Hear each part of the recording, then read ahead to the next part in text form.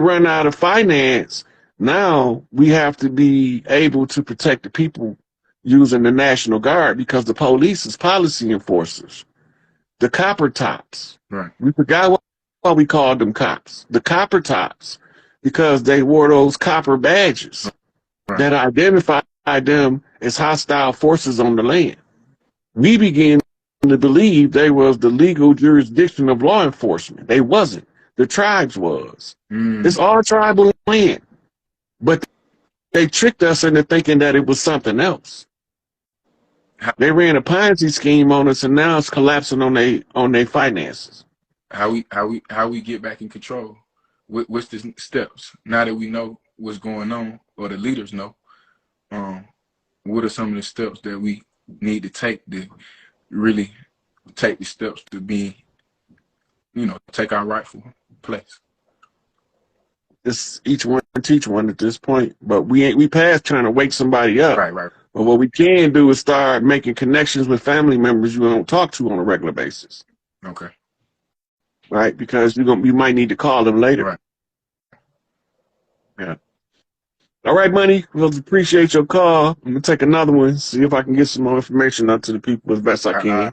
As always, I appreciate you. Keep doing what you're doing. We love you. Peace, God. Peace, God.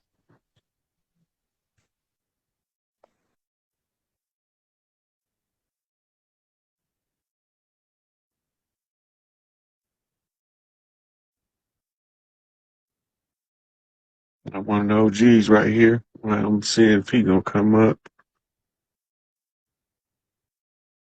What it do, comrade? Peace, God. What's up, Rod? What's going on, man? You got it. How's it going with you? Man, it's going, man. Everything lovely. It's been a minute, man, since I hollered at you. I know, man. I've been offline. letting them make the ears connect. Letting the people make the ends connect, because you gotta let the energy settle so you can see what you're working with. Right. Yeah. I don't even remember the last time I did a live on Instagram, probably about 3-4 months ago. Shit, I think it was longer than that, because shit, I ain't hollered at you since, I hadn't talked to you since before your damn born day. Oh, yeah, that was It's November. been a minute. Yeah. Right. So you already answered one question I wanted to ask you about that July deadline, right? Mm-hmm. So, I mean, does that mean that so if they're gonna run out of money, is that gonna be affecting people's JOBs? Yep. So the motherfuckers just gonna shut down then, right? Everything gonna end up having to shut down. Ain't that a bitch? Unless the people willing to work for free. Hell no, you know that shit ain't finna happen. So shit, it would be more due if the people who really are in this fucking journey to just fucking quit them motherfuckers anyway right now. I said that 3 years ago. I already know. So you putting confirmation on what we should have been doing a long time ago. But you gotta keep in mind, 3 years ago, I wasn't even in most of these people's peripheral vision, let alone their direct sight. Yeah, I had to put out such extreme volume of information that they have to come across it, right, over time. And I had to cross so many patterns on the way that the algorithms work for enough people to see what I'm talking about. Then I got to talk to people on different levels of understanding, on different topics, different subject matter, right? Mm-hmm.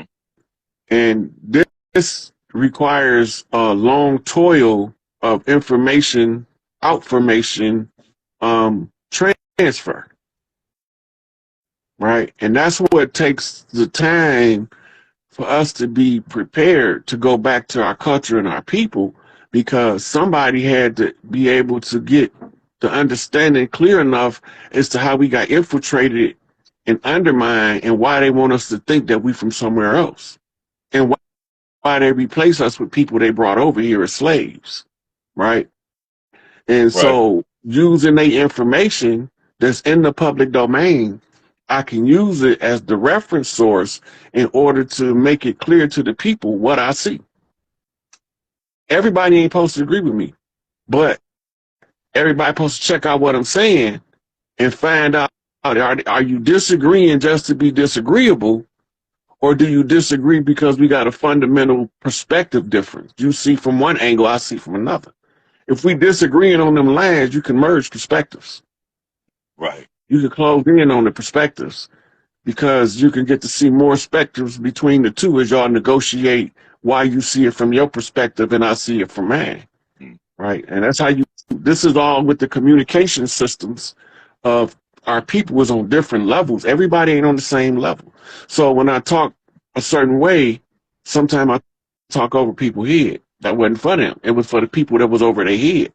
And then some people, sometimes it sounds like I would say what they dumb down. Not that I'm dumbing down. I'm talking to a people that's linguistic grasp for this English language is not as high as a lawyer or a doctor, right? So I could go talk legalese to people that study civics and law. I can't talk legalese to people that study Kentucky Fried Chicken and Popeyes Shit. and the hoochies that hang out there. Ain't hearing that. Right. So now I got to come to them and talk about fried chicken and Pop-Tarts. They understand that at that point. So today I might be talking to a people at one level, but tomorrow I might be talking to people on an entirely different level. And they might sound hard for a person to grasp if I'm talking to somebody on a higher level. But at the end of the day, I got to communicate with everybody from the projects to the penthouse and everywhere in between. You know? So that's why it's always different layers to the information. Right. I feel that. So look, what kind of situation you think we're gonna be in?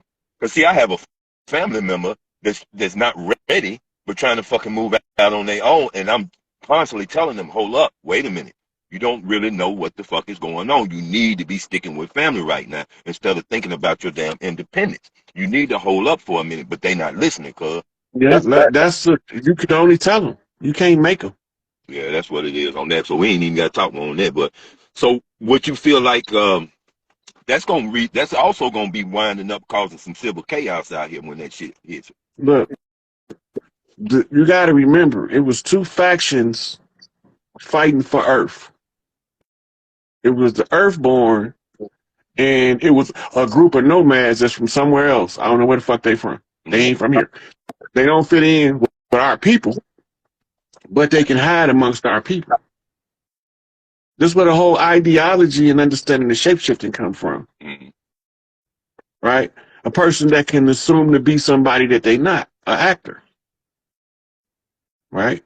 A really good one, a Jim Carrey. Right? A Jamie Foxx. They can pretend to be somebody they're not so good, you'll forget that you're looking at the actor portraying the person, and you'll believe you're looking at the person and come out of the actor. It's method acting. But don't get so absorbed in the character that you lose sight of who you are. Right? Go back to when Jim Carrey did Andy Kaufman's story. He had to go see a psych because he couldn't get out of character. Right. Damn. And he said he felt like he had to become famous in order to find himself, because he found out that all those characters were nothing but an illusion that he had created. That boy was deep, man. He sure was. So shit, okay. It's just going. Then you got another kind of actor like Keanu Reeves. Right. Everyone in his characters is him. This is the same as the atmosphere of the Earth, but it's the atmosphere of the person. You see, the fear make her. You see, so the fear make her turns the power now. Remember, we were talking about the Salem witch hunts now. Yep. Go ahead. The women in the Salem witch hunts, if you always look, it's an elder black lady that's around a group of little white girls that she's teaching how to harness this energy. Mm-hmm. from the uterus to the heart chakra to the crown chakra. Okay. Right? And all of them girls gonna be calling her a couple of different names. She's gonna be either Nana, Mm-hmm. Big Mama, Mm-hmm. uh, Mm-hmm. Ma, or she gonna be a nanny or a Nina. Because all those different matriarchal positions, and they're teaching these other people how to use the energy that they never was allowed to access before. That's fire. This become known as the keys to magic or the seven hermetic principles, right? Right. So when we talk about harnessing the energy, right? Go back to what Baba was teaching in the holy tablets. Mm-hmm. You remember all the geometry he had in there? Yep. Yep. Right? He was showing from the dot to the line in the creation spectrum. That's right. He was drawing a map of a hologram. Okay. Go Because ahead. when you program in a hologram, the hologram starts from the dot. The dot got to be connected on a straight line to an alternating source on another straight line on a parallel trajectory. Okay. Go ahead. Right? And when it feed the information back across the two straight lines, it projects a 3D image, a hologram. Okay. So all this is our minds collectively coming in to produce the hologram of what we call reality. That's But we fire. made the agreement before we came into human form because we knew when we came into human form that the misery could become addictive like crack cocaine. Man. And in the misery, we absorb more of the fear, Wow. right? So now, remember what our shoes used to be made out of? They was made out of skins. That's right. Now what they made out of? Rubber, right? Yep. Rubber. Cut The you off wood. from the earth. Mm-hmm. Right? Some of the clans wore wooden bottom shoes Mm-hmm. because the wood still transmitted the grounding energy of the earth through the feet of the women to keep them from being mind controlled by a retarded ass man. Go ahead. Go ahead. Right? Because if she stay grounded, that fear that he living in is going to start to expand because he's trying to get strong enough to draw her out of that same fear. The man want to take the lead. Right? So as he level up, she make him level up again. What is this doing? This is making his mitochondrial increase output of energy. Mm-hmm. Now remember, the first principle of the universe is love. Go ahead. That's right. Okay, in first principle, if you're going to be a creator, you have to go back to the first principle, Love. right? So that's what Larry Hoover tell us. The first principle of the universe is love, and embrace that. Because when you understand that, this is what you're looking at. You're looking at a blueprint that's giving your subconscious mind the imagery you don't understand in your conscious mind, but your God self can translate it to transform you That's if right. you allow it to sink in without judgment. Because as soon as you put judgment on it, the judgment causes you to restrict and fear. Go ahead. But when you recognize that all things is happening within you, happening in the world, they just, because all parts of the hologram is an equal part of the whole, Go ahead. I'm with you. This fire. right? Mm-hmm. So when you go through the internal dialogue with the internal self and realign, you start to cause that expansion, right? This is why they tell you don't be laying up under them girls while you young. Mm-hmm. Fuck you up, Mm-hmm. short your circuit out, Mm. because you don't know how to release the energy to be in the moment yet. You still what they call wild and free. Okay. Go ahead. The mind is untamed. Your Sako Mao, your monkey mind is going crazy and you following it, but you watching for the snakes, and the snakes is the wisdom, Mm-hmm. Mm-hmm. Go ahead. right? So when one wise woman whisper one wise word to you, she's giving you a message from a whole generation of wise women. you have to be perceptive enough to watch for snakes. That means watch for the wisdom, right? And the more that you understand that they turning you on to how to turn your mitochondrial up, because you can't have any magic without getting back to the first principle of the universe, right? Because now you have to expand your auric field. This is your auric field, your grid. And then with that, you have to learn your inner language. You don't know your inner language until you learn how to communicate with yourself, higher self to lower self. And this is why we teach tarot card reading. Tarot shell readings. Flip the shells. You just using that for your subconscious mind to give your conscious mind a frame of reference so you can translate what you sensing into something you can explain to somebody else. Fire. Right? And this is where we get into the magic of the chi. Because as you expand that field right there that we're looking at, you're starting to expand your chi.